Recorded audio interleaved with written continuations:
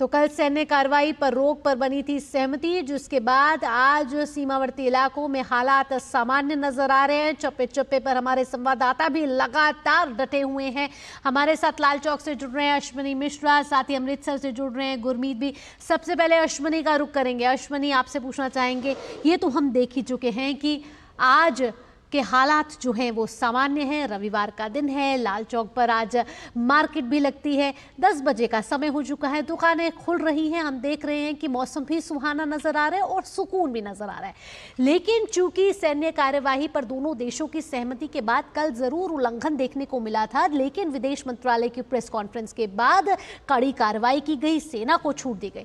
लेकिन चूंकि अब ऑपरेशन सिंदूर कहीं ना कहीं हमें लग रहा है कि अब अपने खत्म हो चुका है और इस बीच भारत ने अपना दम पूरी तौर पर दिखाया, तो ये विश्लेषण करना भी जरूरी है कि क्या क्या बातें इसके बाद हमारे सामने आई हैं। जहां पाकिस्तान का दुस्साहस दिखा है, वहीं भारत का दम दिखा है।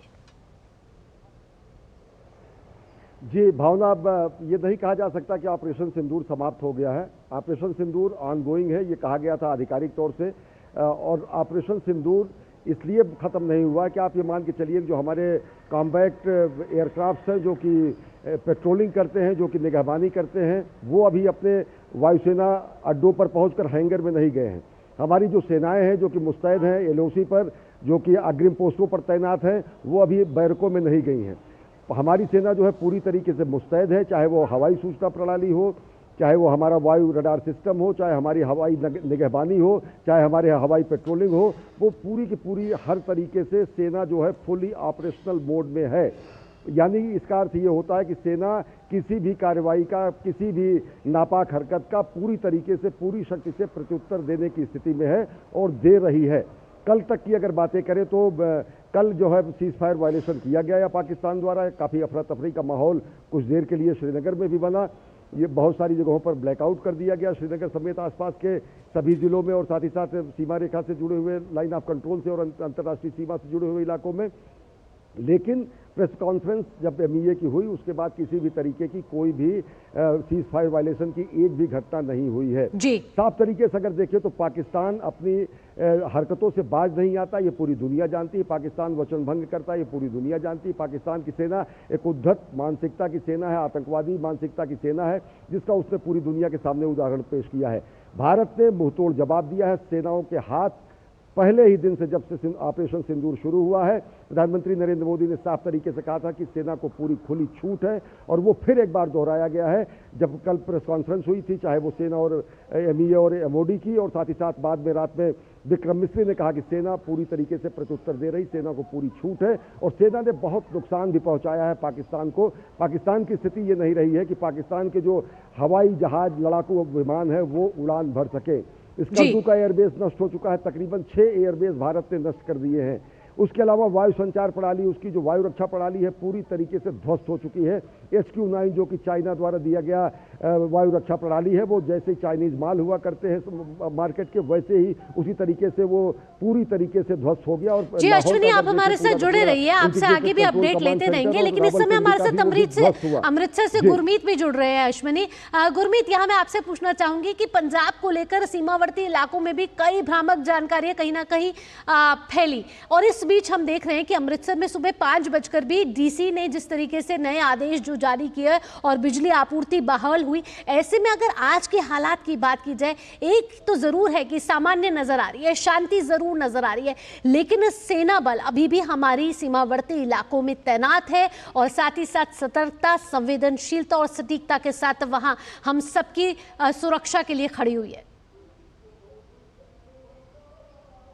भावना, जैसे कि हम पहले कुछ देर पहले भी अपने दर्शकों को ये जानकारी दे रहे थे कि पूरे पंजाब में एक शांति का माहौल है और लोग फिर से अपने काम पर लौट रहे हैं। और आज देखिए छुट्टी होती है आमतौर पर, मगर एक जो व्यवसायी है, एक बिजनेसमैन है, वो अपनी दुकान पर जरूर जाएगा। वो अगर कोई डिपार्टमेंटल स्टोर चलाता है वो जरूर जाएगा। तो अपने जो नॉर्मल रूटीन है उसको लोग फॉलो कर रहे हैं। और आज जिस जगह पर मैं खड़ा हूं, एक बार फिर से अपने दर्शकों को जानकारी देना चाहूंगा कि ये जगह है नौशहरा ढाला गांव है इंटरनेशनल बॉर्डर पर। और यदि मेरे कैमरा के बिल्कुल अपोजिट में इंटरनेशनल बाउंड्री जो मुझे साफ दिखाई दे रही है, तकरीबन यहां से 200-300 मीटर ही दूर है। और आप ये देखिए कि सुरक्षा की स्थिति से मैं आपको बता रहा हूं। देखिए इस आपसे कुछ देर पहले हमें यहीं के एक व्यक्ति ने आकर जानकारी दी कि आप पर काफी देर से नजर रखी जा रही है। जो हमारे सुरक्षा कर्मी हैं वो लगातार बाइनोकुलर लगाकर आपको देख रहे हैं, और वहीं दूसरे देश की तरफ से भी आप पर नजर रखी जा रही है, क्योंकि आप ऊंची इमारत पर खड़े हैं और आप दोनों तरफ से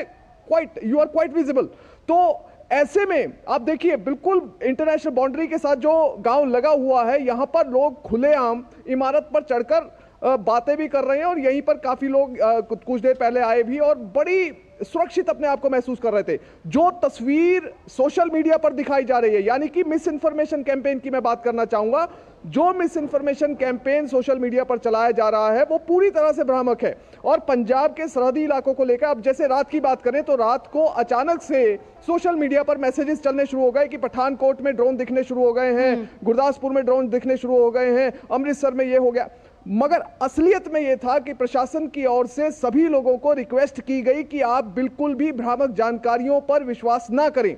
जो भी ब्लैकआउट किया जा रहा है वो सिर्फ सुरक्षा की दृष्टि से किया जा रहा है, एज ए प्रिकॉशनरी मेजर किया जा रहा है। इसलिए यदि ये किया जा रहा है तो उसको पूरी तरह से फॉलो किया जाए और कतई भी बिल्कुल भी डाइकोटमी वाली सिचुएशन में ना पड़ा जाए। अब सबसे पहले मैं अपने वीडियो जर्नलिस्ट को रिक्वेस्ट करूंगा कि वो इस गांव की तस्वीर दिखाएं। देखिए, ये गांव बिल्कुल मेरे पीछे आप देख सकते हैं, नौशहरा डाला गांव है, जहां पर रोज की तरह लोग अपने काम को कर रहे हैं। गांव के आपको घर दिखाई दे रहे होंगे, सामने गुरुद्वारा साहिब की इमारत दिखाई दे रही है।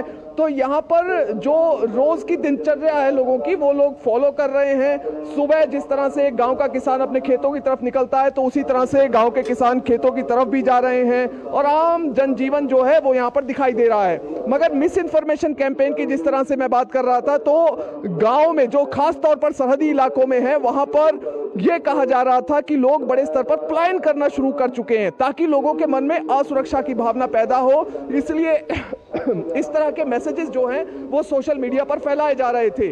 मगर आपको यथास्थिति, जो यहाँ की बिल्कुल ग्राउंड लेवल की स्थिति है, वो मैं यदि आपको बताऊं, एक भी व्यक्ति इस गांव से, जो बिल्कुल अंतरराष्ट्रीय सीमा के साथ लगा हुआ है, एक भी व्यक्ति यहां से माइग्रेट नहीं हुआ है।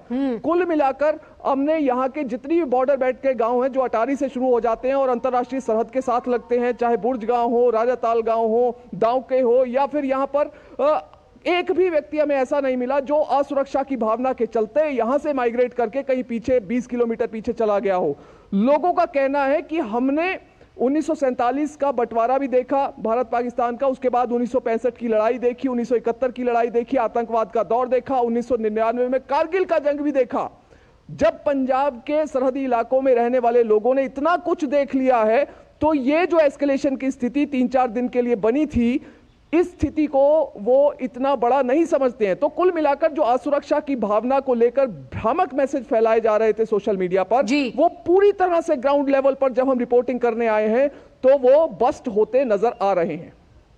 बिल्कुल, तो जो भी भ्रामक जानकारी फैलाई जा रही थी, एक तो लोग उससे जागरूक भी हो रहे हैं, और साथ ही साथ जिस तरीके से अब लोग जागृत हो रहे हैं, ऐसे में लोग सतर्कता के साथ भी आगे बढ़ रहे हैं। गुरमीत, इसके साथ साथ जिस तरीके से आपने दिखाया कि नज़ारा बिल्कुल शांत है, सामान्य है, लेकिन कहा जाता है कि पाकिस्तान पर विश्वास करना इतना आसान नहीं है। हालांकि सैन्य कार्रवाई पर दोनों देशों की सहमति हुई, लेकिन हमने उसके बाद ही देखा कि 3 घंटे के बाद इसका उल्लंघन होता है। ऐसे में लोगों में अभी किस तरीके के विश्वास है अपने पड़ोसी देश के प्रति, और साथ ही साथ वो किस तरीके से अब चाह रहे हैं कि स्थिति सामान्य के साथ साथ व्यवसाय भी जो है वो भी सामान्य रूप से बढ़े आगे?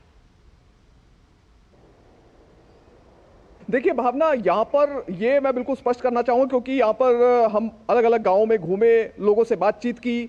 जो पाकिस्तान की आप बात कर रहे हैं, लोगों को देखिए अभी भी यकीन नहीं आ रहा है कि ये स्थिति ऐसी पाकिस्तान की तरफ से शांति वाली बनाई जाएगी, आगे भविष्य में भी ऐसी स्थिति बनी रहेगी या नहीं। और लोग देखिए, हम पत्रकार हैं तो आकर हमारे पास बार बार पूछ रहे थे कि जैसे पंजाबी में पूछते हैं पाजी कि ये हालात एहो जे रहणगे या नहीं रहणगे। मतलब कि जो शांति वाला जो मैसेज है जो भारत ने देने की कोशिश की है, और जो ये सहमति दोनों मुल्कों के बीच में बनी है, क्या ये सहमति पाकिस्तान की ओर से अवॉइड की जाएगी या नहीं की जाएगी, इसको लेकर संशय की स्थिति तो है। मगर दूसरी एक चीज यहां पर यह जरूर है कि लोग ये भी कह रहे हैं कि हमें अपनी जो सुरक्षा फोर्सेज हैं, हमारी सिक्योरिटी फोर्सेज हैं, उन पर पूरा यकीन है। आप ये मानिए कि जो इनपुट्स आई पिछले कुछ दिनों में, जो सरहदी गांव हैं या फिर जो खेत हैं, अलग अलग गांव के जो खेत हैं, वहां पर मलबा मिलने की खबरें आई कि एक ड्रोन गिर गया, मगर इसके बावजूद उस गांव के लोगों में किसी भी तरह की असुरक्षा की भावना हमने नहीं देखी। और गांव के लोगों का यह कहना था, जब हमारी सिक्योरिटी फोर्सेस इतनी मजबूत हैं,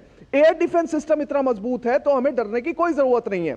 आपको एक उदाहरण मैं कल का देना चाहूंगा कि मैं एक राजाताल गांव में मौजूद था, जिसके बिल्कुल साथ वाला गांव है महवा। इसकी एक इनपुट आई कि यहां पर मलबा गिरा है, एक ड्रोन गिर गया है सीधा आकर खेतों में। और यदि आप लगाइए कि अगर एक गांव में, एक खेतों में किसान देख ले कि वहां पर ड्रोन गिरा है, तो थोड़ा सा भय तो मन में आ ही जाता है कि पता नहीं क्या चीज होगी। आप ये लगाइए, ना तो उस गांव में किसी व्यक्ति को इसके बारे में जानकारी थी कोई गिरा है या नहीं गिरा है, ना ही आसपास के गांवों में कोई जानकारी थी। मतलब आप ये लगाइए कि उस चीज को अगर वो हुई है या नहीं हुई है, उसको लोग महत्व भी नहीं दे रहे हैं। इतना ज्यादा लोगों को अपनी सुरक्षा फोर्सेस पर यकीन है और इतने ज्यादा लोग अपने आप को सुरक्षित महसूस कर रहे हैं सरहदी इलाकों में, स्पेशली अगर मैं बात करूं। और ये बात सिर्फ एक जिले की नहीं है। आज हम अमृतसर में मौजूद हैं, मगर इसके साथ ही पठानकोट, गुरदासपुर, फिरोजपुर, फाजिलका, ये जितनी भी बेल्ट है पंजाब की जो अंतरराष्ट्रीय सरहद के साथ लगती है, यहां पर जो अंतरराष्ट्रीय सरहद के साथ लगने वाले जो गांव हैं, जो इलाके हैं, वहां पर लोगों का बिल्कुल यही स्थिति ग्राउंड लेवल पर देखी जा रही है। डर और भय तो कतई भी नहीं है, बल्कि लोग सुरक्षित महसूस कर रहे हैं और ज्यादा आत्मसम्मान सैन्य बल पर लोगों का विश्वास है। और ये साफ तौर पर दिख रहा है कि आज शांति का माहौल है। और इससे पहले भी जिस तरीके से भारत ने मुंह तोड़ जवाब दिया है, ऐसे में लोगों का विश्वास और बड़ा है भारतीय नेतृत्व के साथ ही आगे बढ़ते हुए। गुरमीत, बहुत बहुत धन्यवाद आपका तमाम जानकारी हम तक साझा करने के लिए। साथ साथ हमारे संवाददाता इस समय अश्विन भी हमारे साथ जुड़े हुए थे।